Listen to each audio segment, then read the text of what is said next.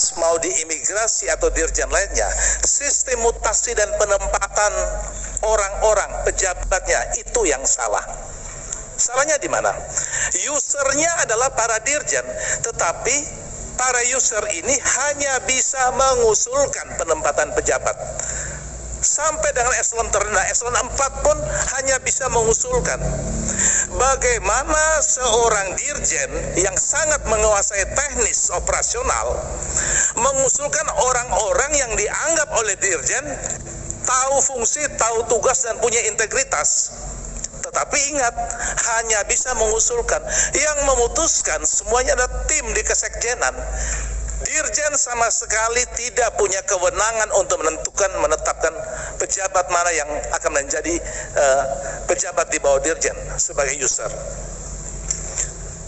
Tidak jarang apa yang diusulkan oleh para dirjen, mau imigrasi, mau kumha, mau lapas, atau dirjen AU, pejabat-pejabat di bawahnya saat dia usulkan belum tentu diterima, bisa keluar namanya lain.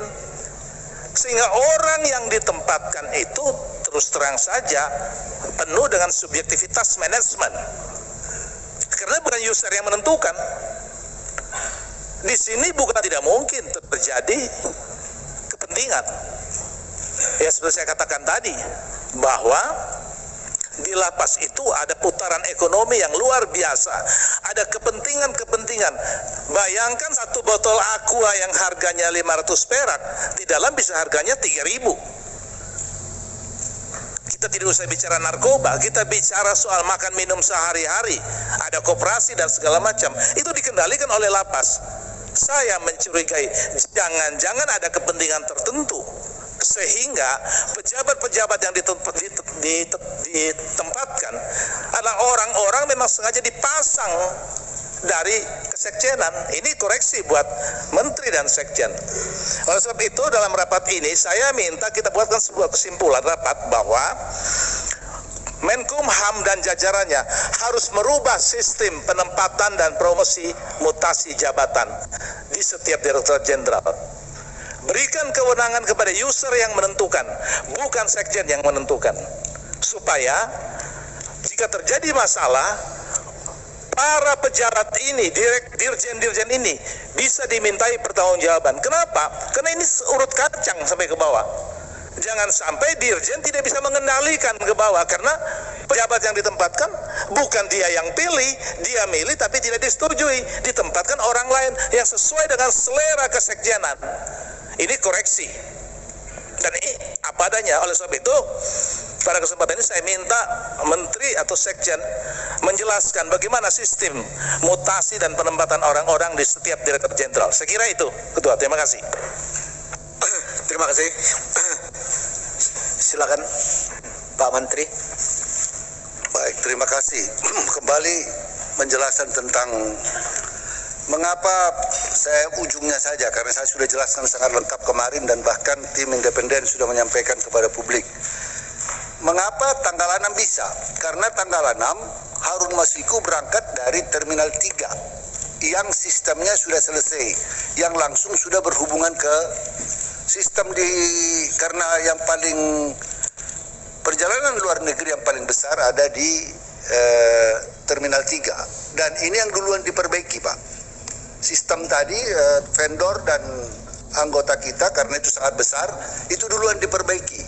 Jadi transisi perbaikan SIMKIM 1 ke SIMKIM 2 di Terminal 3 sudah selesai. Maka pada waktu dia berangkat naik Garuda, kalau saya tidak silap, dari Terminal 3 itu sistem ada. Karena dia terkoneksi ke server atas. Tidak stuck di counter, PC counter.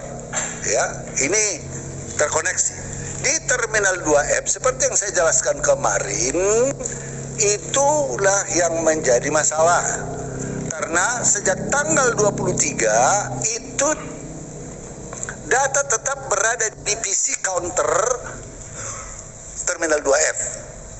Ya, dari tanggal 23 10 Januari. 10 Januari mulai disadari dan juga ada beberapa surat masuk dari Kakanim Jakarta, Kakanim Suta mengenai mempertanyakan kitas-kitas mengapa terkendala dalam sistem, kemudian dikirim 3 surat ke Direktorat Jenderal Imigrasi.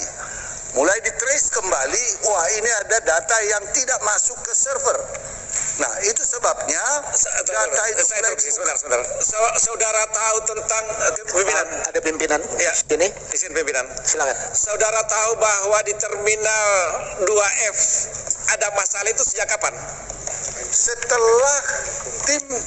setelah Tempo membuat berita, baru kita lihat tuh ada apa ini. Baru mereka lihat kok nggak ada data di Tempo. Sebetulnya dapat karena CCTV yang diminta ke Angkasa Pura untuk konfirmasi. Ya, baru dicek. Itu sebabnya Kabak Humas sudah menjelaskan karena CCTV tidak dalam domain kita. Ya bukan persoalan CCTV, Pak. Bukan persoalan CCTV, ya. Tadi saudara jelaskan bahwa nanti diketahui setelah dimuat lewat majalah Tempo. Bukan. Setelah itu baru kita lihat kenapa ini tidak ada dalam server pusat. Kenapa data entry tidak masuk dalam server pusat? Baru Sebentar Pak Menteri. Ya. Ini ada persoalan. Persoalannya gini. Ini kan ada 2 pintu masuk yang IT-nya berbeda. Itu Ya. dulu jelas. 2 sama 3. Yes. Yang sempurna 3. Ya. Yang otomatis orang datang pada saat itu langsung masuk. Ini di 2 tidak masuk. Tapi Tempo ya mengambil CCTV. Itu Yes. dulu deh. Ya. Jadi tidak bisa dilihat pada saat Pak Menteri ya melihat di pusat itu belum masuk. Itulah intinya. Iya, Ini dulu. Iya. Nah, Paham, apalagi? paham tentang itu, Ketua. Ya. Yang jadi pertanyaan kita, ya, dari tanggal 23 sampai tanggal 10, ya, menurut Pak Menteri tadi, terjadi error, katakanlah seperti data itu tidak masuk ke pusat. Setiap perkembangan itu kan harus kita ketahui gitu loh. Kok ya kenapa day to day itu pasti kelihatan, oh ini ada orang masuk ya, warga negara masuk, ini warga negara keluar. Kok sampai begitu lamanya saudara lalai untuk mengupdate tentang apa Begini. orang yang keluar masuk di Begini, wilayah ada kita. data banyak dari Ngurah Rai, dari Terminal 3, dari seluruh Indonesia masuk data, entry dari Batam, dari mana-mana. Itu semua terrekod di dalam data kita. Perubahan sistem pelatihan tanggal 23, semua taken for granted bahwa sistem berjalan dengan sempurna. Kan persoalannya begitu. Kita tidak, kalau kita tahu tanggal 20 sistem, karena data itu masuk otomatis. Biasanya kalau sudah dibuka servernya otomatis masuk. Dan semua data perlintasan selalu dicek pada server pusat. Semua data perlintasan, bahkan kalau seseorang mau mengambil paspor, Pak Suding mau mengambil paspor, dia apply oleh daerah, dia harus cross check ke pusat SIMKIM di pusat, karena di sini semua data. Benarkah orang ini? Setiap orang punya data yang cukup besar, ada biometrik, ada semua. Orang asingnya juga semuanya data paspornya ada di kita. Dan semua kita cek bukan di PC counter, karena PC counter stand alone. Hanya orang itu yang tahu itu. Jadi dari barisan stand alone PC yang stuck datanya di situ tidak masuk terkirim. Kita hanya cek di, dan itu sangat reliable. Seandainya saja itu tidak ada masalah, server terkonek, tidak ada kesalahan pemasukan ke URL, tidak ada masalah di pusat. Karena supaya dilihat, itu dapat.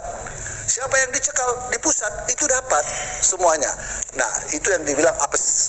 Makanya saya katakan harus ada yang bertanggung jawab di sini. Jadi bukan ada, misalnya, sama dengan kita sekarang kami sekarang di Pusdakim. Mau lihat berapa pendapatan AHU? Bukan kami tanya lagi ke daerah, ke kantor fidusia atau yang lain-lain. Kita cukup lihat di AHU dan semua sistem sudah ada. Pakai barcode, siapa yang sudah dapat langsung. Karena apa? Sistem berjalan secara baik. Ya. Nah, ini yang tadi Jadi di Terminal 2F ada berapa counter, itu semua terrekod semua di dalam stand alone PC counter, tidak terconnected. Ya, tidak terconnected masuk ke data pusat. Akibatnya ketika di enter data apakah ada Harun Masiku masuk, yang terdaftar adalah data keberangkatan dia yang dari Terminal 3, tetapi tidak ada masuk. Itu sebabnya Kabak Humas mengatakan tanggal berapa itu? Tanggal 13 mengatakan belum. Ya. Kemudian tanggal 16 saya tanya. Karena saya sudah tanya, masa nggak masuk? Coba cek. Dicek seperti biasanya, dicek di sistem pusat, dicek perlintasannya, tidak ada. Makanya Pak Sekjen bilang setelah diperiksa juga dicek di situ oleh bagian IT, tidak ada dalam sistem kita, belum kembali. Dalam pikiran kita juga make sense. Kenapa tanggal 6 berangkat, tanggal 8 terjadi OTT, tanggal 7 mungkin sebaik dia tahu dia tidak balik. Tetapi betul-betul diperiksa. Saya karena Kabak juga mengatakan tidak ada, saya cek lagi coba dicek, pastikan. Karena saya pasti ditanya wartawan, dicek kembali dalam sistem, tidak ada. Baru kemudian